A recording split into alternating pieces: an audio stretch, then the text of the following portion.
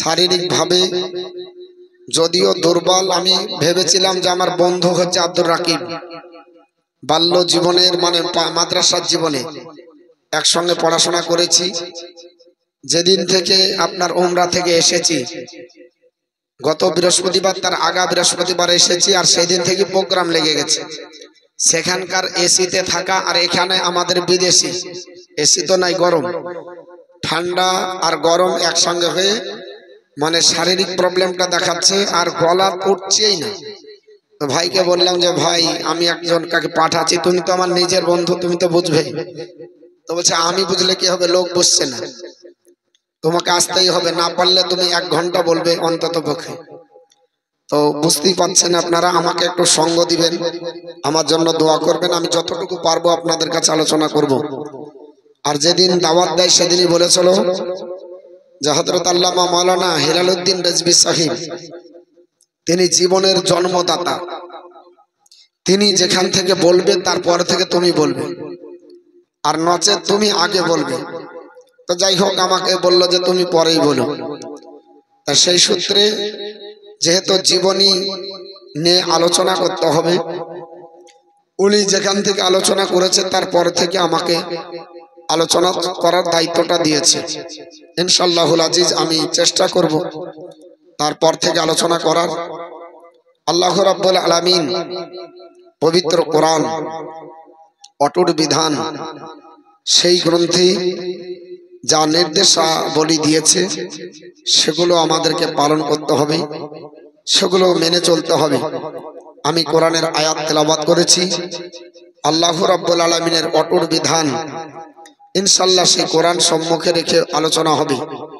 কারণ পবিত্র কোরআন এমন একটা গ্রন্থ, যে গ্রন্থ আপনি আমি যদি স্টাডি করি জীবন ধন্য হবে। এই গ্রন্থের মধ্যে কোনো ভুল নাই। আল্লাহ রাব্বুল আলামিন নবীকে আমার পৃথিবীতে পাঠিয়েছেন, নিশ্চয় আপনারা শুনেছেন এই আয়াত আলোচনা তিনি হয়তো করেছিলেন যে কাদ জাআকুম মিনাল্লাহি নূরু ওয়া কিতাবুম মুবিন, there had come to you from Allah a light and book. নিশ্চয় আল্লাহর তরফ থেকে এসে গেছে তোমাদের কাছে একটি নূর অর্থাৎ একটি আলো এবং একটি বুক মানে কিতাব। এই নূর বলতে কাকে বোঝানো হয় এর সম্পর্কে অনেক আলোচনা আপনারা শুনেছেন, আজ নতুন করে বলতে চাই না। তা সত্ত্বেও একটা কথা বলি, কোরআন বিল কোরআন মানে তাফসিরে কোরআন বিল কোরআন, মানে কোরআন দিয়ে কোরআনের তাফসির করা, এটা হচ্ছে সবচাইতে উচ্চ র্যাঙ্কের তাফসির। কোরআনকে বোঝার জন্য তাফসির পড়তে হয়। কি পড়তে হয়? তাফসির। যেমন কোন গদ্য পদ্যকে বোঝার জন্য তার ব্যাখ্যা পড়তে হয়, ঠিক কোরআনকে বোঝার জন্য তাফসির পড়তে হবে, ব্যাখ্যা গ্রন্থ। সবচাইতে উচ্চ র্যাঙ্কের তাফসির যেটা, সেটা হলো তাফসির কোরআন বিল কোরআন, মানে তাফসিরকে কোরআন দিয়ে কোরআনে তাফসির করা, মানে কোরআনের আয়াতকে কোরআন দিয়ে তাফসির করাটাকে বলা হয় উচ্চ র্যাঙ্কের তাফসির। এই আয়াত কাদ জাআকুম মিনাল্লাহি নূরু ওয়া কিতাবুম মুবিন, এই আয়াতের ব্যাখ্যা কি করেছেন, এবং আমরা অনেকেই কিছুদিন আগে থেকেও আপনার প্রচার চালাচ্ছিলাম যে ওয়াম্মা বিনিমাতি রব্বিকা ফাহাদ্দিস, যে আমি আল্লাহ পাক বলছি তোমরা আমি আল্লাহ পাকের নিয়ামতের বেশি বেশি চর্চা করো। তো এই আয়াতটার অপব্যাখ্যা একজন করছিল, তাকে আমি আপনার বলা হচ্ছে বলছি যে তারা হচ্ছে বাংলাদেশের আলিম, তারা অপব্যাখ্যা করছে বলে এখানে নিয়ামত বলতে কোরআনকে বোঝানো হয়েছে, নিয়ামত বলতে ইসলামকে বোঝানো হয়েছে। আমরা ওটাকেও মানি, কিন্তু সবচাইতে উচ্চ র্যাঙ্কের তাফসীর হযরতে আব্দুল্লাহ বিন আব্বাস, যিনি নবীর আপন চাচাতো ভাই, নবীর চাচাতো ভাই হযরত আব্দুল্লাহ বিন আব্বাস সবচাইতে বড় মুফতি ছিলেন সাহাবা কেরামদের মধ্যে তদানীন্তনকালে। তিনি ফতোয়া ফারাইজ করতেন। আল্লাহ রাসূল যাকে শিক্ষা দিয়েছিলেন, সবচাইতে বড় তাফসীর কারক, রাইসুল মুফাসসিরিন বলা হয়, যার মাজার শরীফ তাইফের শহরে, যার নামে একটা মসজিদ আছে, লেখা আছে মসজিদে আব্দুল্লাহ বিন আব্বাস রাদিয়াল্লাহু তাআলা, আর ওই মসজিদের পিছনে হচ্ছে তার মাজার শরীফ। সবচাইতে মক্কা মুআজ্জামার ভিতরে উচ্চ জায়গাটার নাম হলো তাইফ শহর, যে জায়গাতে নবী আমার আপনার আঙ্গুরের বাগানে ক্ষতবিক্ষত হয়েছিলেন, যে জায়গাতে নবী আমার হাতে গড়া একটা মসজিদ তৈরি করেছিলেন, 1450 বছর পরেও মসজিদটা অক্ষত আছে। যে মসজিদটা পাথর দিয়ে তৈরি, ওই মসজিদের উপরে পাহাড়ের পাদদেশে একটা বুড়ির বাড়ি আছে, যে বুড়ি প্রতিদিন খেজুরের আপনার কাটা নিয়ে এসে নবী পাকের আপনার রাস্তায় বিছিয়ে দিতেন। পাথরে নবীকে কথা বলতো, পাহাড় সেই পাথর বলছে আল্লাহ রসুলকে, ইয়া রাসূলুল্লাহ হুকুম দেন, যদি আমি পাহাড়ের পাথর গড়ে যাই, গোটা তাইফবাসীকে আপনার রোলারের মতো গড়িয়ে দেব। আল্লাহ রসুল এইভাবে হাত তুলে বলেছিলেন পাথর দ্বারা। আজও হয়ে গেল 1450 বছর ধরে ওই পাথরটা ঝুলন্ত অবস্থায় আছে। জোরে বলুন সুবহানাল্লাহ। এটা গল্প নাই, নিজের চোখে দেখে আসলাম। সারা জীবন ধরে সে পাথরটা ঝুলছে। আপনার অবাক হয়ে যাবেন, এত বড় পাথর, ছোট্ট একটা পাথর নিচে আছে, এত বড় এক খুব ঘরের সমান পাথর ঝুলছে। ওই পাথরটা নবী পাক সাল্লাল্লাহু আলাইহি সাল্লামের সঙ্গে কথা বলতেন। সেই তায়েফে আপনার আছে হযরত আব্দুল্লাহ বিন আব্বাসের মাজার মোবারক। সেই আব্দুল্লাহ বিন আব্বাস সবচাইতে বড় তাফসীর কারক। উনি বলছেন এখানে নূর বলতে আপনার ইয়ানি মোহাম্মদ সাল্লাল্লাহু আলাইহি সাল্লাম, এখানে নূর বলতে আমার নবীকে বোঝানো হয়েছে। কাকে বোঝানো হয়েছে? নবীকে। আপনার নবীকে যদি আব্দুল্লাহ বিন আব্বাস বোঝায়, আর এখন যদি মোল্লা আপনার না বোঝায়, সাহাবী বলছে নবী নূর আর ওহাবি বলছে নবী নূর না, এখন সাহাবীর কথা শুনবো না ওহাবির? একটু জোরে বলেন। হ্যাঁ না বলেন না। সাহাবীর শুনবেন না ওহাবির? সাহাবীর শুনবো। কেন? সাহাবী সবচাইতে নবীকে বেশি বুঝতেন। আমি গোড়ার দিকে যাব না, অসংখ্য হাদিস আমার কাছে মওজুদ আছে। যেহেতু জীবনী আমাকে আগে বাড়তে হবে, কিন্তু কয়েকটি কথা না বললেই না, যার জন্য বলছি। আল্লাহ পাক পৃথিবীর জমিনে আপনাকে আমাকে মানুষ তৈরি করেছে। দেখুন, আমি আপনাদের কাছে দ্বিতীয় আয়াত তেলাওয়াত করেছিলাম, ওয়া আম্মা বিনিমাতি রাব্বিকা ফাহাদ্দিস। তোমরা আমার রহমতের বেশি বেশি চর্চা করো। আল্লাহর রহমত সবচাইতে বড় কোনটা? এই যে আমরা বাতাস উপভোগ করছি, এটাও আল্লাহর রহমত। জমিনে আছি, এটাও আল্লাহর রহমত। আকাশের বৃষ্টি হয়, এটা আল্লাহর রহমত। পশু পাখি গাছপালা যা মানুষের উপকারে আসে, সবই হলো আল্লাহর রহমত। কিন্তু সবচাইতে আল্লাহর বড় রহমত কোনটা জানেন? রাসূলুল্লাহ। কোরআন আল্লাহর রহমত, কিন্তু সবচাইতে বড় রহমত হলো রাসূলুল্লাহ। তাই এই রহমত যদি উঠে যায় তাহলে সব বেকার হবে। রহমত যদি উঠে যায় সব বেকার। কিছু মানুষ বলছে যে নবী 1450 বছর হয়ে গেল আপনার পৃথিবীতে আসা, যেই দিন নবী এসেছে সেই দিন নবী ইন্তিকাল করেছে, তো নবীর ইন্তিকালের শোক প্রকাশ করো না, আনন্দ কেন করো? বলে না, বলে না। হাদিস শরীফের মধ্যে এসেছে, নবী আমার বলেছে একজন মুসলমান অপর মুসলমানের জন্য 3 দিনের বেশি শোক পালন করতে পাবে না। কতদিন? 3 দিন। 3 দিন হয়ে গেলে শোক পালন হবে না। 3 দিনের বেশি শোক পালন করা শরীয়তে জায়েজ নাই। তাহলে নবী আমার কতদিন ইন্তিকাল হলো? 1450 বছর। আজও শোক পালন চলবে?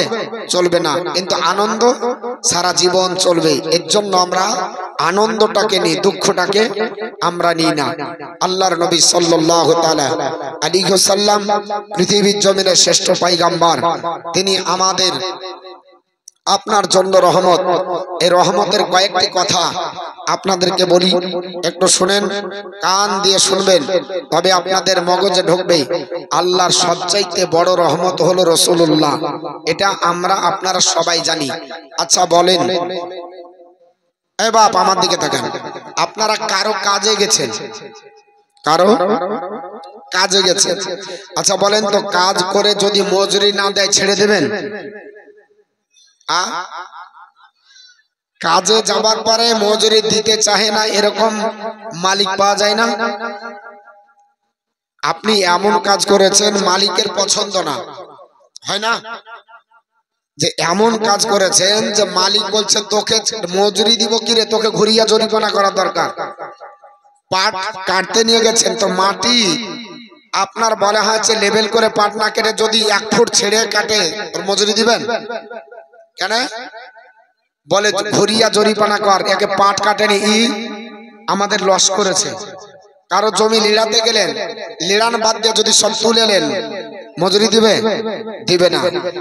এমন কাজ করলেন যে কাজ করার পরে আপনার মজুরি দিতে রাজি না, মানে ঘুরিয়ে জরিমানা করবে, তো আপনি ছেড়ে দিবেন কি মজুরি? বলবেন ছাড়বেন না, বলবেন কি আজকে নিয়েছো কালকে নিও না, আজকের লেবারির টাকাটা দাও, বলবেন না? বলবেন না? বলবেন। কেন? যে আমার বাপ এইরকমই অভ্যাস, তোমরা লেওয়ার না লেও আজকে আর মজুরি দাও। আপনি যদি না দেন তাহলে 5টা লোক বসাবে, 5টা লোক বলবে হ্যাঁ তাই তো, তুমি লেবার নিয়েছো জানে শুনে লেওনি, অতএব তুমি আজকের লেবারি দিয়ে দাও আর নিতে হবে না, এটাই তো বলবে। দেখা গেল এখানেও হলো না, তাহলে 5টা লোক নিয়ে থানায় যাবেন, দেখেন আমি কাজ করেছি, ন্যায্য পয়সা দিচ্ছে না। কে কে সাক্ষী ছিল? বলে ওই ছিল, ওরা ছিল, বিচার হয়েছে তাও দেয়নি। থানাতে বলবে ঠিক আছে বেটা আর নিতে হবে না, আজকের টাকাটা দিয়ে দে, বিচার হলো, আপনি টাকা পেলেন। আল্লাহ পাক কিয়ামতের দিন হাসরের ময়দানে আপনাকে আমাকে যখন আসামির কাঠগড়ায় দাঁড় করাবে, আল্লাহ কাজী হয়ে বিচার করবে। আচ্ছা বলেন, সেই দিন যদি আল্লাহ বলে যে তুই নামাজ পড়েছিলি, আমি যেমন নামাজ চেয়েছিলাম তেমন পড়িসনি, আমি আল্লাহ তোর নামাজ কবুল করলাম না। হজ চেয়েছিলাম যেমন তেমন করতে পারিসনি, আমি আল্লাহর মনোপত না, তোর হজ কবুল করলাম না। আমি চেয়েছিলাম রোজা যেমন তেমন করতে পারিসনি, তোর রোজা আমি আল্লাহ কবুল করলাম না। তো সেই দিনকে 5টা লোক নিয়ে মিটিং বসানো যাবে? বলে আল্লাহ কেন আমার হজ কবুল হবে না? রানীতালাতে 12 জন আমার সঙ্গে গেছিল, চলো সাক্ষী দিচ্ছি, এরকম করে বলা যাবে? আল্লাহ কেন নামাজ কবুল হবে না? আব্দুর রাকিবের পিছনে আমি সারা বছর নামাজ পড়লাম, দেখেন ই আমার ইমাম, জিজ্ঞাসা করেন, বলা যাবে? রোজা কেন কবুল হবে না? গোটা পাড়ার লোক জানে, আমার বউ জানে, ছেলে জানে, সবাই জানে, সেহরি আর ইফতারি 2 দিন করেছি, দুবেলা, এরকম বলা যাবে? তাহলে আল্লাহর সম্মুখে দাঁড়িয়ে নিজের ইবাদত প্রকাশ করা সম্ভব আপনার হবে না। আল্লাহ রাব্বুল আলামিন যদি বলে তোর নামাজ কবুল করেনি, বিচার করা যাবে না, মজলিস বসানো যাবে না। আল্লাহর কাছে কোন জিনিস নিয়ে দাবি করে আপনার ছিনিয়ে নেওয়া সম্ভব নয়। হজ আপনার কবুল যদি না হয় আপনি কবুল করাতে পারবেন না, নামাজ যদি কবুল না হয় কবুল করাতে পারবেন না। তবে আবু বকর সিদ্দিক রাদিয়াল্লাহু তাআলা আন তিনি বর্ণনা করেন, তিনি বলছেন মান আনফাকা দিরহামান আলা কিরাতি মাউলিদিন নবী সাল্লাল্লাহু তাআলা আলাইহি ওয়াসাল্লাম কানা রাফিকি ফিল জান্নাহ, যে ব্যক্তি নবীর জন্মদিবসে 1 টাকা খরচ করলো সে, আমি বলছি আবু বকর, সঙ্গে আপনার জান্নাতে যাবে। জোরে বল সুবহানাল্লাহ। আল্লাহর সবচাইতে বড় রহমত হলো রাসূলুল্লাহ, এর জন্য রাসূলুল্লাহর জন্মদিবসে আপনার পালন করুন, জন্মদিবসে টাকা খরচ করুন, জন্মদিবসে আপনার মাহফিল করুন, এটাই কিয়ামতের দিন আপনার সঙ্গ হবে। কারণ মহান রব্বুল আলামিন নবীকে সবচাইতে বড় রহমত করেছে, এর জন্য বিশ্ববিখ্যাত রাবী আবু হুরায়রা রাদিয়াল্লাহু তাআলা তিনি বর্ণনা করেন, হাদিসটি মুসলিম শরীফ আপনার বলা হচ্ছে হাদিস নাম্বার 7113 নম্বর হাদিস। আবু হুরায়রা বর্ণনা করেন, আন আবি হুরায়রা আন্না রাসূলুল্লাহি আন্না নবী সাল্লাল্লাহু তাআলা আলাইহি ওয়াসাল্লাম ক্বালা মা মিন আহাদিন ইয়াদখুলু আমালাহুল জান্নাতা ফাকিলা ওয়ালা আনতা ইয়া রাসূলুল্লাহ ক্বালা ওয়ালা আনা ইল্লা আইয়াতাগাম্মাদানি রাব্বি বিরহমাতি। আল্লাহর নবীর সাহাবী আবু হুরায়রা থেকে বর্ণিত, তিনি বলেন নবীকে আমি জিজ্ঞেস করলাম, ইয়া রাসূলুল্লাহ জান্নাত কিসের বিনিময়ে যাবে? আবু হুরায়রা বলেন, যখন আমি জিজ্ঞেস করলাম নবী আমার বললেন, সাহাবী কোন ব্যক্তি তার আমলের জোরে জান্নাতে যেতে পারবে না, কোন ব্যক্তি আমলের জোরে জান্নাতে যেতে পারবে না। তাহলে ইয়া রাসূলুল্লাহ আমলের জোরে যদি না যাই আপনিও কি আমলের জোরে যাবেন না? নবী আমার বলল, লা আমিও না, ইল্লা আইয়াতা গাম্মাদানি রব্বি বিরহমাতি, কিন্তু আল্লাহর রহমত আমার উপর ছেয়ে আছে। জোরে বল সুবহানাল্লাহ। আমি জান্নাতে যাব আল্লাহর রহমতে। বোঝা গেল আল্লাহর রহমত ছাড়া জান্নাত পাওয়া যাবে না। নামাজ পড়ছেন, নামাজ কবুল হবে না যতক্ষণ পর্যন্ত ওই নামাজের ভিতরে আল্লাহর রহমত না থাকবে। আল্লাহর সবচাইতে বড় রহমত রাসূলুল্লাহ। নামাজ যদি পড়তে হয় রাসূলুল্লাহর তরিকায় পড়ো, নামাজ যদি পড়তে হয় রাসূলুল্লাহর নিয়মে পড়ো, যদি রোজা যদি করতে হয় রাসূলুল্লাহর তরিকায় করো, যদি হজ করতে হয় রাসূলুল্লাহর মহব্বতে করো। তাহলে যদি আল্লাহর রহমত তোমার হজ, যাকাত আর নামাজের সঙ্গে জড়িত হয়ে যায় তাহলে তুমি জান্নাতে যাবে, নচেৎ জান্নাতে যাওয়া যাবে না। এর জন্য যতই নামাজ পড়েন না কেন, ইবলিশও নামাজ পড়ে চলো, এত নামাজ পড়েছে কোনো জায়গা বাকি নাই। গোটা পৃথিবীতে সেজদা যদি আপনার ছিটিয়ে দেওয়া যায়, বিছিয়ে দেওয়া যায়, জায়গা পাওয়া যাবে না। অথচ সে জান্নাতে থাকা সত্ত্বেও আল্লাহ পাক বললেন জান্নাত থেকে বেরিয়ে যা। কেন? তোর নামাজ আমি আল্লাহ কবুল করিনি, আমি আল্লাহ কবুল করিনি। তা আমরা বাবা জান্নাতের বাহিরে আছি, কবুল হবে যতক্ষণ পর্যন্ত নবীর মহব্বত সেই আপনার না হবে। যদি নামাজে নবীর মহব্বত না থাকে, হজে নবীর মহব্বত না থাকে, যাকাতে নবীর মহব্বত না থাকে, সব বেকার হয়ে যাবে। আমার মুসলমান ভাই, আল্লাহর নবী সাল্লাল্লাহু আলাইহি ওয়াসাল্লামের ব্যাপারে আলোচনা করতে চাই। যে নবীর ব্যাপারে আমার আপনার বলা হয়েছে, পূর্ববর্তী বক্তা আপনার হযরত আল্লামা মাওলানা হেলালুদ্দিন রেজভী সাহেব বাল্য জীবন থেকে নবীর আপনার হালিমাতুস সাদিয়ার জীবন পর্যন্ত তিনি আলোচনা করলেন। হযরত হালিমাতুস সাদিয়া নবী পাক সাল্লাল্লাহু আলাইহি সাল্লামকে মা আমিনার বাড়িতে রেখে গেলেন। কার বাড়িতে? মা আমিনা রাদিয়াল্লাহু তাআলা আনহা। তিনি হলেন আল্লাহর সবচাইতে বড় রহমত। এর জন্য কোন কবি বলে, এতেমে হলে মা আমিনার কোলে অগর রহমত আনমে এলো। এতেমে হলে মা আমিনার কোলে অগর রহমত আনমে এলো। পোষাবে পরে অসর ঝাড়ে, পোষাবে পরে অসর ঝাড়ে, নবী উম্মত বলে কাঁদিল রহমতের মেলা। এতে মহল মা আমিনার কোলে অগর রহমত মেলা। হালিমা বেবে খসে মান চমা দিয়ে চাঁদ বাঁধনা। হালিমা বেবে খসে মান চমা দিয়া চাঁদ বাঁধনা। পরে নিজের বকেটেনা দগধবান কহরালো অগর রহমত আনমেলো। এতে মহল মা আমিনার কোলে অগর রহমত আনমেলো।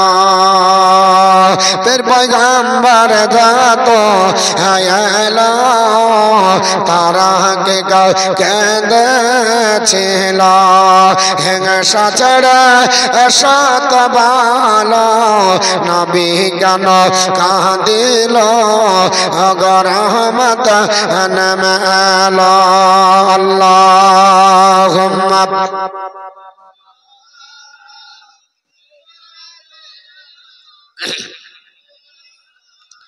মোহাম্মদ ওয়ালা মাওলানা মোহাম্মদ ওয়ালা আলি সাইয়্যিদিনা মাওলানা মুহাম্মদ সাল্লাল্লাহু আলাইহি ওয়াসাল্লাম। আমার বলার উদ্দেশ্য হলো মুসলমান, হযরতে হালিমাতুস সাদিয়া যখন রেখে দেন মা আমিনার আপনার বাড়িতে হযরতে বিশ্ব নবী আমার লালন পালন হতে লাগলেন। আপনার 4 বছর বয়স, আমার নবী পৃথিবীর জমিনে 4 বছর বয়সে মা আমিনার বাড়িতে লালিত পালিত হন। এই করতে করতে হযরতে আমিনা রাদিয়াল্লাহু তাআলা আনহা আমার নবীকে বাচ্চাকে লালন পালন করার এক এক করতে করতে হযরত হালিমা আপনার মা আমিনার বাড়িতে আমার নবীর বয়স যখন 6 বছর হয়ে গেল, আল্লাহর নবী আপনার রাস্তাতে বাচ্চাদের সঙ্গে খেলাধুলা করতেন। সন্ধ্যা যখন লেগে যেত, পাড়ার আপনার প্রতিবেশের বাচ্চারা প্রতিদিন আপনার সন্ধ্যাবেলা তারা আপনার যদি দেরি করত, পাড়ার আপনার যারা আপনার বয়োজ্যেষ্ঠ ছিল, পাড়াতে যারা আপনার বুজুর্গ ছিল, এরা নিজের বাচ্চাদের হাত ধরে নিয়ে আসতো। কিন্তু নবীজির আব্বা জান নয়, নবীর আপনার কেউ না থাকার কারণে এতিম নবী আপনার তাকিয়ে তাকিয়ে বাড়ির দিকে আপনার চেয়ে আপনার তাকাতেন, আমার আব্বা আসবে আমাকে হাত ধরে নিয়ে যাবে।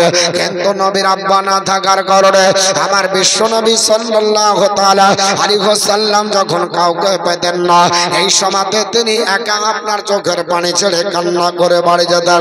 হঠাৎ করে একদিন মা আমিনার কাছে যাবার পরে আমার বিশ্ব নবী ডাকতে বলে, মা আমিনা, আপনি বলে দেন পৃথিবীর জমিনে সন্ধ্যা যখন লেগে যায়, পাড়ার ছেলেরা কান্না আপনার বলে হয় যে আপনার ওই খেলাধুলা করার পরে তারা আপনার বাড়ি আসতে দেরি করলে তাদের আব্বারা গালে মুখে চুম্বন দিয়ে ধুলো ঝেড়ে বাড়ি নিয়ে আসে, আমার আব্বা জান যায় না কেন? আমার আব্বা জান কেন একদিন আমার গালে মুখে চুম্বন দেয় না? আমার আব্বা জান একবারও কেন গেল না? এত নিষ্ঠুর কেন? পূর্ণিমার চন্দ্র জল মায়া মিনার কলে আদর কর চুমা দেই মা ছেলের কপালে, 6 বছরের শেষ সন্তান নবী মুহাম্মদ মায়ের কোলে বসে আছেন যেন সোনার চাঁদ। হঠাৎ করে প্রশ্ন করে ধরে মায়ের গলা, আব্বা কোথায় বলো মাগো করিও না হলো? মায়ের মুখে কথা নয় হয়ে বেকার, ছেলেকে জড়িয়ে ধরে মাতা কান্দেন যারে যার। এ প্রশ্নের আগে কেন খোদা, এ প্রশ্নের আগে কেন খোদা আমার মরণ হলো না? সহিতে পারি না খোদা এত যন্ত্রণা। আমার মুসলমান আল্লাহর নবী সাল্লাল্লাহু তাআলা আলাইহি ওয়াসাল্লাম বিশ্ব নবী আমার এই পৃথিবীর জমিনে মায়ের কাছে আপনার যখন আপনার দাবি করেছে, আম্মা জান কেন আমার আব্বা জান আসে না? হযরতে আপনার আমিনা তোর আপনার আমিনা রাদিয়াল্লাহু তাআলা আনহা ডাক দিয়ে বলে, আল্লাহ পাক আমার সন্তানের সম্মুখে কেন প্রশ্ন আমার আপনার উদ্ঘাটন হলো? আমার সন্তানের সঙ্গে আমি কথা বলতে পারবো না, কারণ আমার স্বামী বাবলা গাছের আড়ালে ইন্তেকাল করে আছি। আল্লাহ কেন আমার আপনার মরণ আপনার দিলে না? এইভাবে তিনি আপনার কান্না করে বেমুখ হয়ে গেছেন। হযরতে বিশ্বনবী আমার ডাক দিয়ে বলেন, বলে মা জান কেন আমার সঙ্গে কথা বলো না? কেন তুমি মুখ ঘুরিয়ে নিচ্ছ? আমার সঙ্গে কথা বলো। হযরতে মা আমিনা বলতেছে, বেটা আমার আপনার কথা বের হয় না। তবু তিনি বললেন, বেটা তোমার আব্বা জান ওই মাকামে আবুয়া নামক জায়গায় আরাম করতেছে। জোরে বলুন সুবহানাল্লাহ। আল্লাহর নবী বিশ্ব নবী সাল্লাল্লাহু আলাইহি ওয়াসাল্লাম ডাক দিয়ে বললাম, মা আব্বা জান মাকামে আবুয়া নামক জায়গা আছে। বলে হ্যাঁ বেটা ওখানে আরাম করে। বলে আমাকে নিয়ে চলো মা, আমি আব্বার সঙ্গে দুটো কথা বলবো। আমার 6 বছর বয়স হয়ে গেল, একবারও তারে কেন আমার আব্বা দেখলো না? আমার আব্বা জান কেন আমাকে গালে মুখে চুম্বন দিল না? কেন আমাকে কোলে নিল না? কেন আমাকে আদর করলো না? আমার আপনার বিশ্ব নবী সাল্লাল্লাহু আলাইহি ওয়াসাল্লাম নাছোড় বান্দার মতো মাকে যখন ধরলো, মা আপনার চিন্তা করে, ওগো আল্লাহ পাক আমার স্বামীর ইন্তেকাল হয়েছে আমি ভালো জানি, কিন্তু বাচ্চা মোহাম্মদ হয়তো আপনার জানে না, এটা তার মনের ধারণা।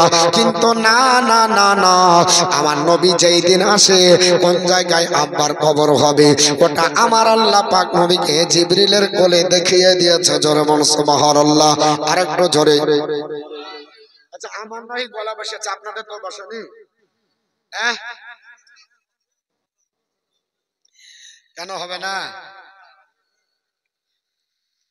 ইলেকশনের দিন তো খুব বলছিলেন, ইলেকশনের দিন ছাড়ছি না, ছাড়বো না, দিচ্ছি না, দেব না। আজকেও আমাদের রানীতলাতে হয়েছে, সাইকেল বিতরণ হয়েছে 3 জায়গা, গেছিলেন? জাননি? এসে চলো, যারা হ্যান্ডিক্যাপ আছে তাদের জন্য সাইকেল বিতরণ হলো, রক্তদান শিবির হলো স্বেচ্ছায়। তো জোরে শুনেন, একটু আমাকে সহযোগিতা করবেন, বুঝতে পারছেন? শুধু আমাকে একটু উৎসাহ করেন, তাহলে আমি কিছু বলতে পারবো। যদি আপনারা মন মারা হন তাহলে আমার শেষ, আমি আর বলতে পারবো না। দর্শনে আল্লাহুম্মা সাল্লি আলা মাওলানা মুহাম্মাদ ওয়া আলা আলা সাইয়্যিদিনা মুহাম্মদ সাল্লাল্লাহু আলাইহি ওয়াসাল্লাম। আমার মুসলমান বলার উদ্দেশ্য হলো আপনার পৃথিবীর জমিনে আপনার আমিনা রাদিয়াল্লাহু তাআলা আনহা তিনি মনে মনে চিন্তা করলেন, হায় আল্লাহ, আমার ছেলের কাছে আমি তো মুখ দেখাতে পারলাম না, আমার ছেলে এমন প্রশ্ন করেছে উত্তর কি করে দেব? ডাক দিয়ে বলে বেটা মুহাম্মদ, তোমার আপনার বলা হয়েছে আব্বা ওই মাকামে আবুয়া নামক জায়গায় আরাম করতে যায়। ওগো মা, আমাকে মাকামে আবুয়া নামক জায়গায় আমাকে একটু নিয়ে চলো, আমি নিজের আব্বা জানকে একবার দর্শন করে আসব। আল্লাহর আপনার বলা হয়েছে নবী আমার যখন বিশ্ব নবী দাবি করলেন, মা আমিনা রাদিয়াল্লাহু তাআলা আনহা হযরতে আব্দুল মুত্তালিবের কাছে চলে গেলেন। শ্বশুর আব্বা জানের কাছে গিয়ে বললেন, আব্বা জান, আমার বিবাহ হবার পর থেকে কোনোদিন আমি ওই মদিনাতুল মানওয়ারায় আব্বার বাড়ি যাইনি। ওগো আমার আপনার শ্বশুর আব্বা, আমাকে একটু সময় দেবেন, আমি আপনার মদিনাতুল মানওয়ারায় যাব, আমার আব্বা জানের বাড়ি যাব, আমার ভাইদের বাড়ি। কারণ আপনার ইচ্ছা হলো আমার নবী যেন আব্বা ভুলে যায়, আমার নবী যেন আপনার আব্বার কথা মনে না থাকে, এই জন্য একটু ঘুরিয়ে নিয়ে আসবে, নতুন পুরাতন করবে, জীবনটা নতুন হবে। এই চিন্তা ভাবনা নিয়ে আব্দুল মুত্তালিবের কাছে যাওয়া হলো। আব্দুল মুত্তালিব বলল, ও বিটি আমিনা, তুমি যদি যাও, ও বিটি তুমি গেলে আমি বাধা করব না, কিন্তু তুমি এত দুর্গম রাস্তা কি করে যাবে? বাবা পাশে আপনার রানিং যদি যান তাহলে আপনার সময় লাগবে 4 ঘন্টা থেকে 4.5 ঘন্টা, আর যদি আপনার পায়ে হেঁটে যায় কতক্ষণ লাগবে? কারণ ওখানকার গাড়ি খুব স্পিডে চলে, 120, 30, 40 পর্যন্ত স্পিডে যায়। 350 কিলোমিটার রাস্তা আপনার 4 ঘন্টা 4.5 ঘন্টায় যায়। মদিনা থেকে আপনার বলা হয়েছে মক্কা শরীফ অনেক দূর, আপনার 350 কিলোমিটার রাস্তা। ডাক দিয়ে বলল, বেটে তুমি একা যাবে না, আমি তোমাকে একটা আপনার ওর দেব, ওর সঙ্গে আপনার উম্মে আইমানকে সঙ্গে নিয়ে নাও।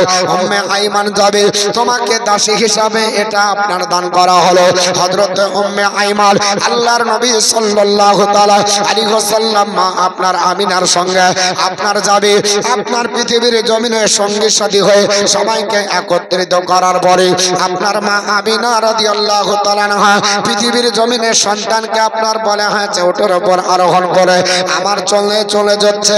মদিনার পথে যেতে যেতে মাকামে আবুয়া নামক জায়গা, কেউ কেউ বলেছে নবী আপনার মামার বাড়ি ঘুরে ফিরার পথে আপনার দেখেছিলেন, আবার কোন কোন বর্ণনায় বলা হয় আপনার যাবার সময় বর্ণনা করা হয়েছে যাবার সময় দেখা হবে। যাই হোক না কেন বাবা, দুটোর মধ্যে একটা সঠিক হবে।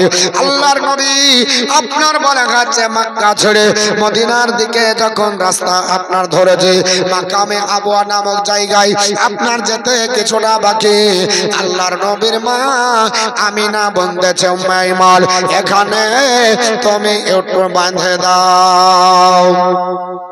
ওটা বেঁধে দাও কেন? বলে এই জন্য ওটা বেঁধে দাও, ওই দেখছো আপনার বাবলা গাছের টিলার তলে উঁচু আপনার বালিকা রাশি, ওইখানে আমার আপনার স্বামী হযরতে আপনার আব্দুল্লাহ আরাম করে, একটু দর্শন করে আসবো, আমার আপনার মোহাম্মদকে জানাবো না? এই চিন্তা ভাবনা নিয়ে হযরত আপনার আমিনা রাদিয়াল্লাহু তাআলা আনহা আমার নবীকে উটের উপর আরোহণ করিয়ে উম্মে আইমানকে নিয়ে যেমন দুধা ভেড়েছে, সঙ্গে সঙ্গে একটা আওয়াজ হলো যেন আপনার উটের পিঠ থেকে কে পড়ে গেছে। উম্মে আইমান দেখতেছে আমার নবী যেন আপনার বালুকা রাশির উপর পড়ে আছে। উম্মে আইমান ডাক দিয়ে বলে, বোন আমিনা, আর সামনের দিকে যাওয়া যাবে না, আমাদের মোহাম্মদ আপনার বলে হয়েছে জমিনে পড়ে গেছে।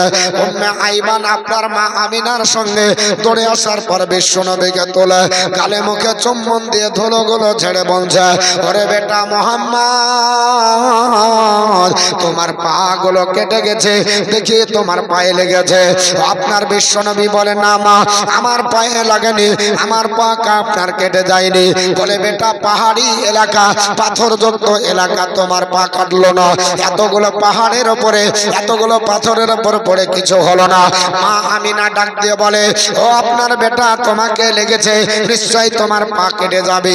হযরতে বিশ্ব নবী বলে, মা তুমি জানো না, আমার খাতিরে তোমার পায়ের তলে যদি পাথর আল্লাহ মম বানিয়ে দেয়, তাহলে আমার পায়ের তলে কে আপনার পাথর মম হবে না?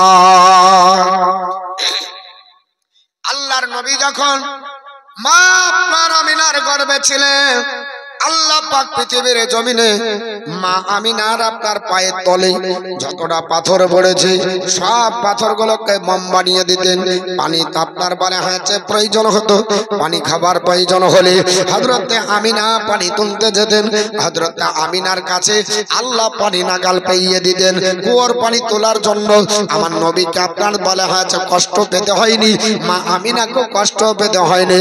ওরে আমার আপনার কুয়োর পানি আমার নবী আছে কেটে, মা আমিনা কষ্ট পাবে রে, ওরে পানি আমি আল্লাহ বলছি উপরে উঠে যা। আল্লাহর হুকুমে বাবা ওই পানি আপনার উপরে উঠে যেত। দোনোজাহানের মালিক ও মুক্তার নবী আমার ডাক দিয়ে বলে, মা আপনার কোথায় যাবে? বলে, বাবা আমি একটু তোমার আব্বাকে আপনার বলা হয়েছে সালাম দিয়ে আসি। বলে, মা চালাকি করবেন না, এই জায়গাটা যে আমার আব্বা জানের কবরস্থান ভূমি, এটা আমি 6 বছর আগে আমি জেনে নিয়েছি। আল্লাহর নবী ডাক দিয়ে বললেন, মা 6 বছর আগে আমি জানি, যেই দিন মা তুমি মনে করো আমাকে আল্লাহ পাক এই পৃথিবীর ধরাধামে পাঠাই, আমি আপনার সেজদা অবস্থায় আসলাম, তুমি আমাকে গালে মুখে চুম্বন দিলে, হঠাৎ করে দেখতে পেলে না, এটা হয়েছিল? বলে, হ্যাঁ। কোথায় গেছিল? বলে, জানি না। বলে, ওগো মা জননী, আমি ভূমিষ্ঠ হবার পরে সেজদার অবস্থায় যখন আপনার জমিনে সেজদা করেছি, আল্লাহর হুকুম হয়ে গেল, আপনার জিবরিল আমিন সাদা থানে আমাকে জড়িয়ে আপনার পবিত্র জমজমের পানি দিয়ে গোসল করে আমাকে গোটা আপনার বলা হয়েছে বিশ্বের কোন জায়গায়, ইরাক হবে, ইরান হবে, বাংলাদেশ, পাকিস্তান, আফগানিস্তান, তুর্কিস্তান, এক কথায় গোটা বিশ্বের কোন জায়গায় কি আছে আমাকে আল্লাহ পাক জিবরিল আমিনের কোলে সব দেখিয়ে দিয়েছে। জোরে বলুন সুবহানাল্লাহ। 6 বছর আগে পৃথিবীর জমিনে যেহেতু আমি বিশ্ব নবী হব, বিশ্বের খবর আমাকে দিতে হবে। আমার আব্বা জান যে ইন্তেকাল করেছে, আমি মা তোমার গর্ভে থাকতে আমার ইন্তেকাল হয়ে গেছে, এটাও আমি আপনার জিবরিলের আপনার যখন আমি আপনার কোলে ছিলাম, ওই সেই দিনে একদিনের বাচ্চা আমি আব্বা জানের কবর জিয়ারত করে গেছি। আরেকটু জোরে বলুন সুবহানাল্লাহ। আমার নবী শেষ জামানার নবী হবে, গোটা বিশ্ব জাহানের নবী হবে। ওই জায়গাতে আমার নবী দেখে যাবে, এটা আপনার বলে হয়েছে মা আমিনা, তিনি আপনার বলে হয়েছে পৃথিবীতে তিনি আপনার বসতে পেরেছিলেন না, কিন্তু নবী আমার ভুল ভাঙিয়ে দিলেন। বলে, মা আমি তোমার আমার পেট থেকে পৃথিবীর জমিনে যেদিন বের হয় আব্বা জানছিল না, এটা তুমি ভালো করে জানো, কিন্তু আমিও জানি আমার আব্বা ইন্তেকাল করেছে, আমার আব্বার কবর দর্শন করে আমি পৃথিবীর জমিনে চলে গেছে। এই জন্য তো বাবা হিন্দু ধর্মাবলম্বীরা বলে, এ জগৎবাসী শুনে রেখে দাও, বিশ্বনবী জন্মগ্রহণ করবে কোন তারিখে তোমরা জানো না, আমি বলে দিচ্ছি শুনে রেখে দাও। সম্ভলে বিষ্ণু যশক রেখে ভাদরভাবাম সমিতাং মাতরিং কন্যা তন্নি দশত সম্ভল নগরে বিষ্ণু যশা নামক ব্রাহ্মণের আপনার বলা আছে ওদার থেকে সুমতি নামনির কন্যার গর্ভে বিশ্ব রসুল আসবে, জোরে বলো। আরেকটু জোরে হবে না? সম্ভল শব্দের অর্থ কি? সম্ভল শব্দের অর্থ হলো তট, সম্ভল শব্দের অর্থ হলো বদ্বীপ, সম্ভল শব্দের অর্থ হলো শান্তিনগর। ঐতিহাসিক কুদরাতুল্লাহ বলেছে আল্লাহ পৃথিবীর জমিনে এমন একটা জায়গা বানিয়েছে যেটা হলো শান্তিনগর। ওই জায়গাটার নাম হলো মাক্কাতুল মুকাররমার একটা পবিত্র ভূমি কাবাকে কেন্দ্র করে যেই জায়গাটা আছে নাম হলো মসজিদে হারাম। ওই কাবার চাতালে একটা পিঁপড়াও মারা যাবে না, একটা পাখি মারা যাবে না, কাউকে গালি দেওয়া যাবে না। ইহরাম যেদিন থেকে হাজিরা পরে নেবে সঙ্গে সঙ্গে ইহরামের পরে কটু কথা চলবে না, কটু কথা বলা হারাম, গালি দেওয়া হারাম, ইয়ারকি ঠাট্টা করে বিদ্রোহ করা হারাম, স্ত্রী পর্যন্ত স্পর্শ করা যাবে না, কাউকে দুঃখ দেওয়া যাবে না। আমি আল্লাহ পাক মক্কা মুআজ্জামার ভিতরে ওই আপনার মসজিদে হারামকে সম্মানীয় জায়গা বানিয়েছে, এখানে কাউকে আপনার মারা যাবে না। একটা পিঁপড়া পর্যন্ত যদি পায়ের তলে পড়ে ওটাকেও আপনার নিষ্কৃতি দিতে হবে, ওটাকেও শান্তি দিতে হবে, ওটাকেও ছাড় দিতে হবে। এই জন্য মহান আল্লাহ পাক বলেন ওয়াহাজাল বালাদিল আমিন, আমি আল্লাহ পাক এই শহরটিকে শান্তিনগর বানিয়েছে, জোরে বল সুবহানাল্লাহ। ঐতিহাসিক কুদরাতুল্লাহ বলে এ জগৎবাসীরা শুধু তাই নয়, আল্লাহ পাক পৃথিবীর জমিনে যে নবীকে ধরাধামে পাঠাবে ওই নবীর আপনার জায়গাটা সম্ভল নগর দ্বীপে হবে, চতুর্দিকে পানি হবে, চারিদিকে পানি হবে, দেশটা বদ্বীপের মতো হবে। আপনার বাংলাদেশের চতুর্দিকে পানি পাওয়া যাবে না, আপনার ভারতের চতুর্দিকে পানি নাই, পাকিস্তানের চতুর্দিকে নাই, আফগানিস্তান থেকে শুরু করে হোল্যান্ড থেকে শুরু করে ইরাক ইরান থেকে জর্ডন থেকে শুরু করে আমেরিকা ইংল্যান্ড থেকে শুরু করে মিশর থেকে আপনার বারে আছে আমিরাবাদ থেকে শুরু করে ওমান থেকে শুরু করে যত দেশ আছে চতুর্দিকে কোনো দেশের পানি নাই, একটা দেশের চতুর্দিকে পানি, ওই দেশটার নাম হলো আরব। সকাল বেলায় চলে যাবেন, ভূগোলের পাতা আলগা করবেন, ভূগোল আপনার মানচিত্রে পাওয়া যাবে, পৃথিবীর ম্যাপ দেখা যাবে বাবা কোন দেশের কোন দিকে পানি আছে। 194টি বা 99টি, 199 বা 194টি দেশ, এই 199 বা 94 দেশের ভিতরে কোন দেশের চতুর্দিকে পানি নয়। আমার আল্লাহ একটা দেশের চতুর্দিকে পানি বানিয়েছে, ওই দেশের নাম হলো আরব। ওই দেশের চতুর্দিকে পানি আছে আমার আল্লাহ পাক ওই দেশেই আমার নবীকে আপনার বলা হয়েছে পাঠিয়েছে, ওই দেশে আসবে। এই নবীর মর্তবা এত হবে সুবহানাল্লাহ। পৃথিবীর জমিনে জিজ্ঞাসা করা হলো গরু মনো এবং বড় বেদব্যাস, পৃথিবীর জমিনের শ্রেষ্ঠ গরু মনো এবং বেদব্যাস হিন্দু ধর্মের গ্রন্থ হলো 6খানা প্রামাণ্য গ্রন্থ। কখানা? 6খানা। এর মধ্যে সর্বশ্রেষ্ঠ গ্রন্থ হলো কয়েকখানা। 1 নাম্বার হলো কোরআন, গীতা আর বেদ। এই তিনটা সবচাইতে আগে থাকে। যদি গীতায় পাওয়া যায়, যদি কোরআনে পাওয়া যায়, যদি বেদে পাওয়া যায়, তাহলে অন্যটা দেখার দরকার নাই। রামায়ণ মহাভারত এদের হচ্ছে কাল্পনিক উপন্যাস, কিন্তু তা সত্ত্বেও কোরআন হলো 18 খণ্ড। কখণ্ড? জোরে বলুন।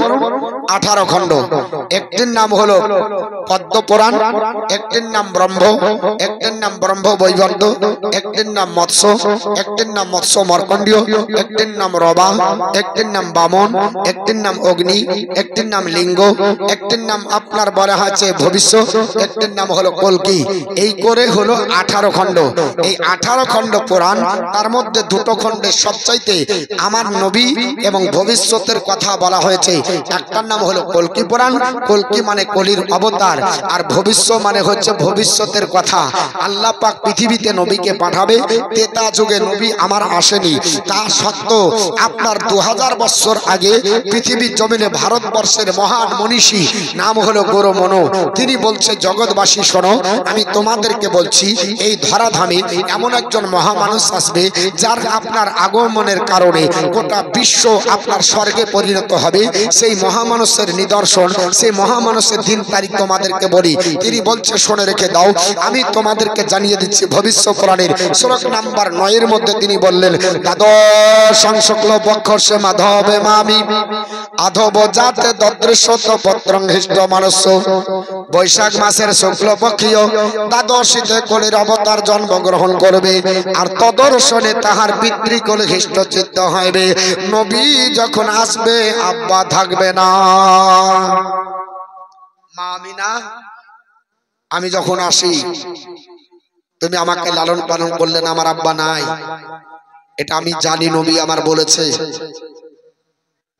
ভবিষ্য পুরাণেও তাই বলছে, নবী যখন আসবে আব্বা থাকবে না। নবী পৃথিবীর জমিনে আসলে তার আব্বাকে হারাবে, আব্বা ইন্তিকাল করবে। নবী কবে জন্ম হবে? বলছে নবী আমার জন্ম হবে বৈশাখ মাসের শুক্লপক্ষ দ্বাদশাং। দ্বাদশ মানে 12, দ্বাদশাং শুক্লপক্ষ। শুক্ল মানে হচ্ছে শুভ্র, আর কৃষ্ণ মানে কালো। নবী আসবে আপনার চাঁদের 12 তারিখে, পূর্ণিমার চাঁদের আপনার 12 তারিখে। জোরে বল সুবহানাল্লাহ। দ্বাদশাং মানে 12, শুক্ল মানে শুভ্র চন্দ্র, পূর্ণিমার চাঁদ। নবী আমার এসেছে 12ই রবিউল আউয়ালে। মায়ামিনা তোমার ঘরে কে এসেছে বলো না, কে এসেছে দেখো না। মায়ামিনা তোমার ঘরে কে এসেছে বলো না। আর যারে নরের এক ঝালকে, যারে নরের এক ঝালকে চমকে সারা জামানা।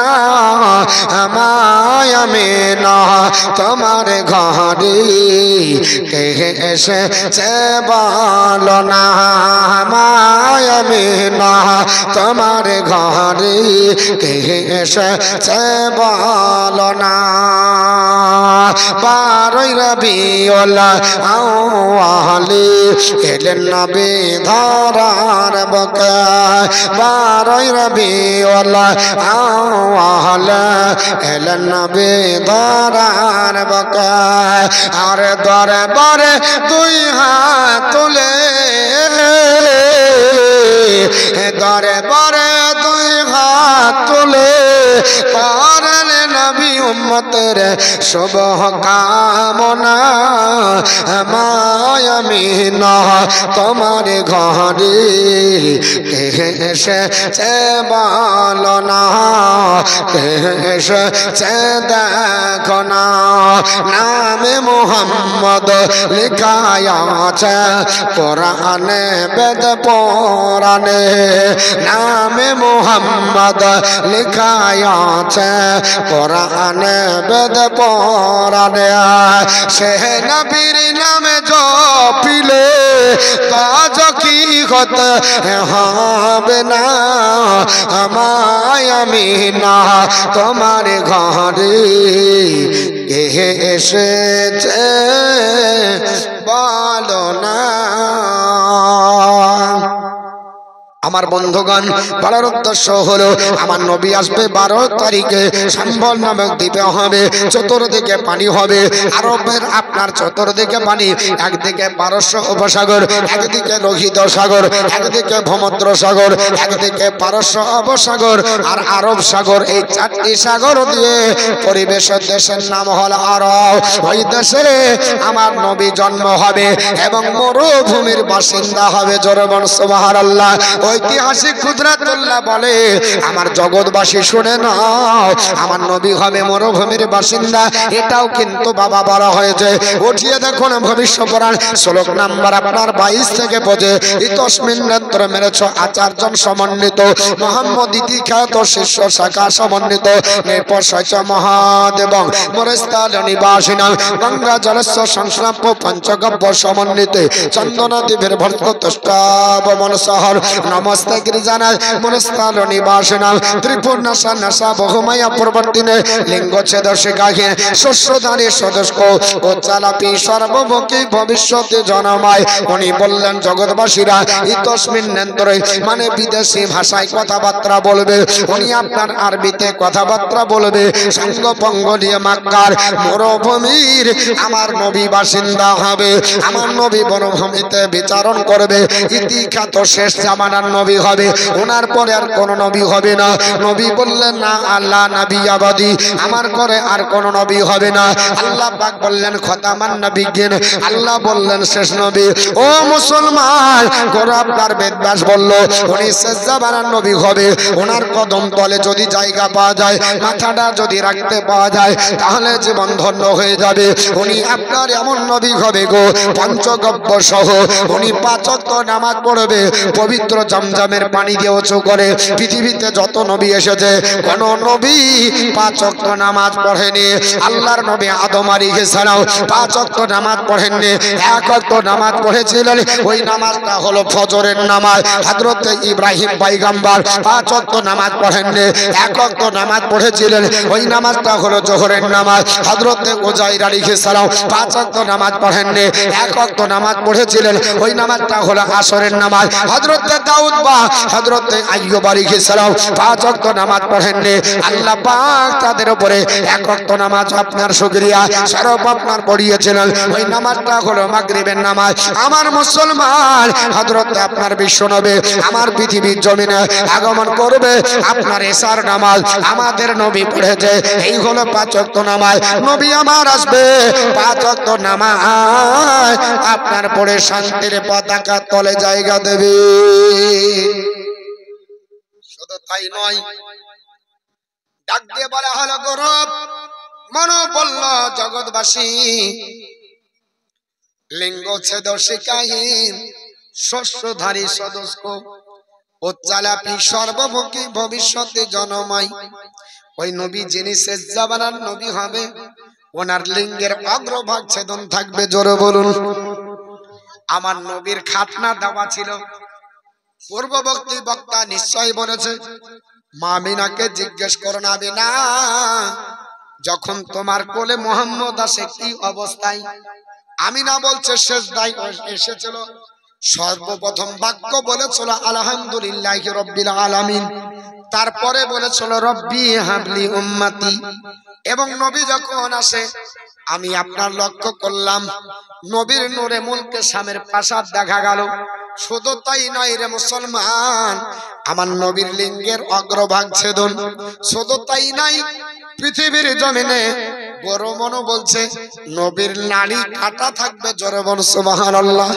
আমিনাকে জিজ্ঞেস করুন, আমিনা তোমার ছেলে যখন আসে তোমার ছেলে কি অবস্থায় এসেছিল? আমিনা বলে আমার নাভির সঙ্গে আমার মুহাম্মদের নাভির মিল ছিল না, আমার মুহাম্মদ নাভি কাটা অবস্থায় ছিল।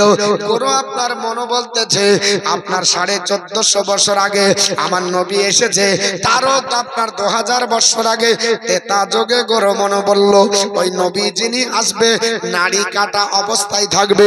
নবী যিনি হবেন নবীর টিকি বিহীন হবে, নবীর টিকি হবে না, টিকি আপনার থাকবে না। আপনার উচ্চালাপি সর্বভোগী ভবিষ্যতে জনময় ওই নবী যিনি হবেন উচ্চ আওয়াজে আজান দিয়ে 5 ওয়াক্ত আজান দিয়ে শান্তির পতাকা তলে জায়গা দেবে। কোন নবী 5 ওয়াক্ত আজান দেননি? আজান চালু হয়েছে দ্বিতীয় হিজরিতে। আদম পয়গম্বর 5 ওয়াক্ত আপনার আজান দেননি। কোন নবী আপনার বলা হয়েছে 5 ওয়াক্ত আজান দেননি? আমাদের নবী 5 ওয়াক্ত আজান দিয়েছেন। তেতা যোগের মনীষী বললেন, হে গোরো মনো তুমি বলে দিলে এত কি করে জানলে? তিনি বলছে শুনে রেখে দাও, এই জন্য জানলাম ওই নবীর প্রশংসা যুগে যুগে সবাই করেছে, এর জন্য আমরা করি। আর আমরাও যখন করি কিছু লোক বলছে নবী ছাড়া আর কিছু পাই না। বলে না বাবা, বাবা কেন নবী ছাড়া আর কিছু করব? কারণ আমার আল্লাহ তো বলেছে কুল ইন কুনতুম তুহিব্বুনাল্লাহ ফাত্তাবিনি ইউহিব্বুকুমুল্লাহ ওয়া ইয়াগফির লাকুম যুনুবাকুম আল্লাহু গফুরুর রহিম। কুল সে রাসূল বলে দেন ইফ ইউ ডু লাভ আল্লাহ, এরে আমার বান্দা বান্দিরা যদি আল্লাহকে মহব্বত করো, ফাত্তাবানি ফলো মি, আমার ইত্তেবা করো, আল্লাহ উইল লাভ ইউ, আল্লাহ তোমাদের ভালোবাসবে। Allah forgive your sin, Allah তোমাদের জীবনের গুনাহ মাফ করবে। Allah is of regarding most merciful, যে আল্লাহ ক্ষমাশীল অত্যাধিক দয়ালু। জোরে বল সুবহানাল্লাহ। এই জন্য মুসলমান আমরা নবীর প্রশংসা করি, শুধু আমরাই করি না, বেধর্মী যারা আছে পার্শ্ববর্তী হিন্দু ধর্মাবলম্বী বাবা, এদের আপনার বলা হয়েছে আপনার ওয়াল্ল উপনিষদ সপ্তম পরিচ্ছেদের মধ্যে গরু মনকে জিজ্ঞেস করুন, গরু মন কেন নবীর প্রশংসা করো? উনি বলতেছেন ভক্তবিন্দুরা হতারমিন্দ্র মহাসুরিন্দ্র আল্লাহ জষ্টং ষষ্ঠং পরমং পূর্ণং ব্রহ্মাণং আল্লাহ আল্লাহ রাসূলুল্লাহ কাম্বারস আল্লাহ আল্লাহ আদাল্লাহ বকমেকাং আল্লাহ বকাম নির্খাদকম। আমি মহা ইন্দ্র, আমি আল্লাহ, আমি জ্যেষ্ঠ শ্রেষ্ঠ পরম পূর্ণ ব্রহ্মা, আমি আল্লাহ ছাড়া কোনো মাবুদ নাই, আর মুহাম্মদের সমতুল্য কেউ নাই। জোরে বল সুবহানাল্লাহ। বড় মনে বলছে জগৎবাসীরা মুহাম্মদের সমতুল্য হবে না, মুহাম্মদের ধারের কাছে কেউ যেতে পারবে না। আর মৌলবীকে জিজ্ঞেস করুন, ও মাওলানা তুমি কেমন আর নবী কেমন? বলছে নবী আমার মতো। জোরে বল আস্তাগফিরুল্লাহ। আমার নবী আমার মতো নয়, আমার নবী সাধারণ নয়। আমার নবী কেমন? আমার নবীকে জিজ্ঞেস করতে হবে না। শুধু পৃথিবীর জমিনে বিশ্ববিখ্যাত মনীষী হযরতে আপনার বলা হয়েছে আমার নবীর ব্যাপারে, ওই মনীষীর নাম হলো গুরু গৌতম বুদ্ধ। ওকে জিজ্ঞেস করেন গুরু গৌতম বুদ্ধ, এরে গুরু গৌতম আমার নবী কেমন বল?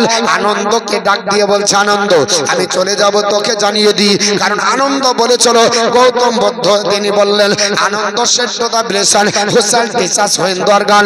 আনন্দ বলল গৌতম বুদ্ধ আমি চলে যাবার পরে, আমার মরণের পরে হুসাইন টিচার্স আমাদেরকে শিক্ষা দেবে। The blessed one replied, Gautam Buddha বলল I am not the first Buddha who came on the আটনার shall I be the last. এ আমার আনন্দ শুনে রেখে দাও, আমি একমাত্র এবং শেষ বুদ্ধ নয়, আমি শেষ জামানার লোক নয়। আপনার পৃথিবীর জমিনে এমন একজন মহান মানুষ আসবে, in on time another Buddha will arise in the world, a valiant supremely enlightened in doubt to swim in the conduct, he will proclaim religious life holy perfect and pure such now have proclaim. উনি ডাক দিয়ে বললেন, এরে আপনার বলা হয়েছে আনন্দ শুনে রেখে দাও, তোমাকে জানিয়ে দিই পৃথিবীর জমিনে in on time another Buddha will arise in the world, এক সময় এমন একজন বুদ্ধ, এমন একজন নেতা, এমন একজন প্রফেট পৃথিবীতে আসবে যিনি আমার চাইতে আলোকপ্রাপ্ত হবে। জোরে বলবেন না? আপনারা বলবেন মৌলবীকে বললাম জীবনী করতে তো লাগিয়ে দিল, কি আপনার হরাং ভরাং। তবে আমার নবীর প্রশংসা শুধু আমরা করি না, আর কেউ করে, এটা আমাদের জানার দরকার আছে না? যতই কষ্ট হোক কিছু তো বলে যায়। আপনারা কি কই, আমাকে একটা লাল চা খাওয়ায়ও ভাই। তো বলছিলাম যেটা, মা বোন একটু ধীর মস্তিষ্কে শুনবেন।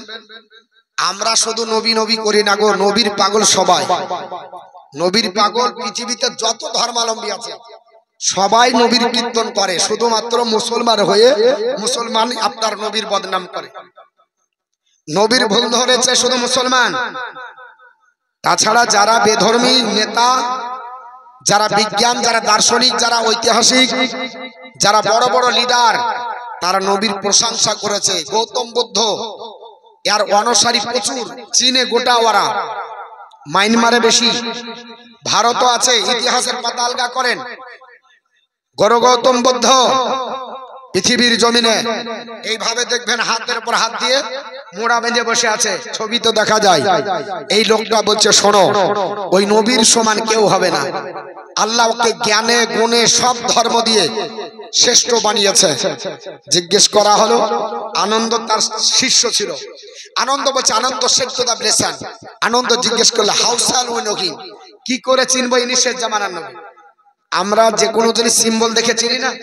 একটা বাড়ি তার সিম্বল আলাদা, একটা মসজিদ তার সিম্বল আলাদা।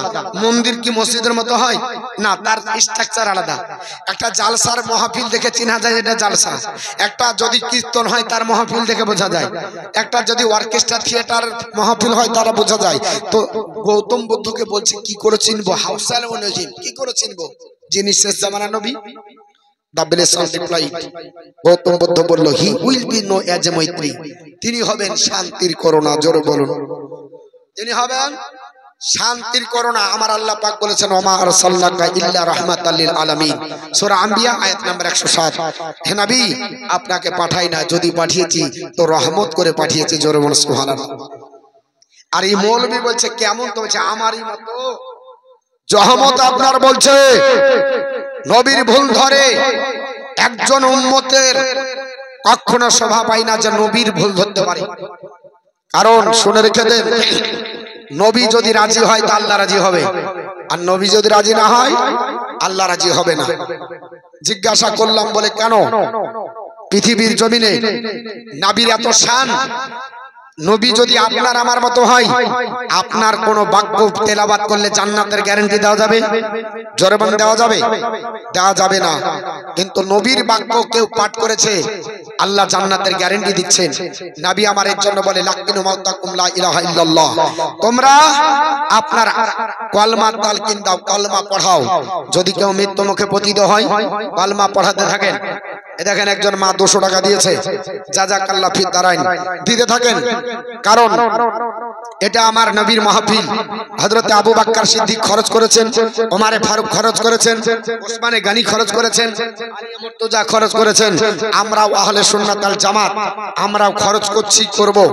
আর যারা করে না ওদের অ্যালার্জি, ওরা দেয়ও না, অথচ ওদের অ্যালার্জি, চুলকানি বেরিয়ে যায়। ওরা কোনোদিন নবী দিবস করেছে জীবনে দেখেছেন? 152টা দেশ সরকারি ভাবে ঘোষণা হয়েছে নবী দিবসে। 152টা দেশ নবী দিবসের জালসায়, নবী দিবসের জন্য সরকারি ভাবে ঘোষণা হলো ছুটি। আর ই হিন্দুরা বলছে নবী দিবস করা যাবে না, এ বলছে নবী দিবস হবে না।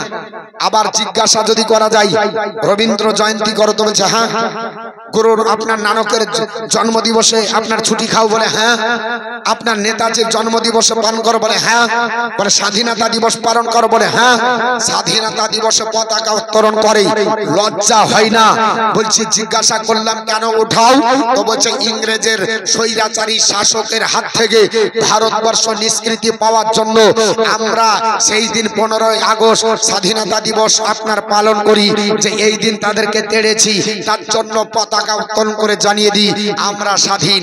আর যে নবী আসার পরে ইংরেজ তাড়লেন, যে নবী আসার পরে অশান্তি তাড়লেন, যে নবী আসার পরে নারী হত্যা বন্ধ করলেন, যে নবী আসার পরে বাপের মর্যাদা ফিরিয়ে দিলেন, যে নবী আসার পরে সমস্ত কলহ দ্বন্দ্ব গোটা আপনার মিটিয়ে দিলেন, সেই নবী আসলেন তো উনার শানে পতাকা তোলা যাবে না। বুঝতে পেরেছেন? ওনার শানে পতাকা তোলা যাবে না, লজ্জা বোধ হয়। আর আমার আল্লাহ নবী যখন আসেন 3টা পতাকা পাঠালেন, বললে একটা পূর্ব প্রান্তে, একটা পশ্চিমে, একটা মা আমিনার ঘরে। 3টা পতাকা তুলে দাও।